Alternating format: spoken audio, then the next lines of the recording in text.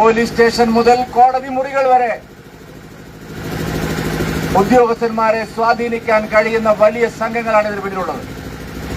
അവരെ ഒന്നും തൊടാതെ സർക്കാർ കോടിക്കണക്കിന് രൂപ ലഹരി വിരുദ്ധ പ്രവർത്തനങ്ങൾക്ക് ചെലവഴിക്കുന്നുണ്ട്. വെള്ളത്തിൽ വരച്ച വരകളായിട്ട് മാറുകയാണ്. കർശനമായ നടപടികളില്ല, ശിക്ഷ വാങ്ങിക്കൊടുക്കാനുള്ള ആർജവമില്ല. ഇതിന് നേതൃത്വം നൽകുന്നവരെ നിയമത്തിന്റെ വലയിൽ കൊണ്ടുവരാനുള്ള താല്പര്യം സർക്കാരിനില്ല.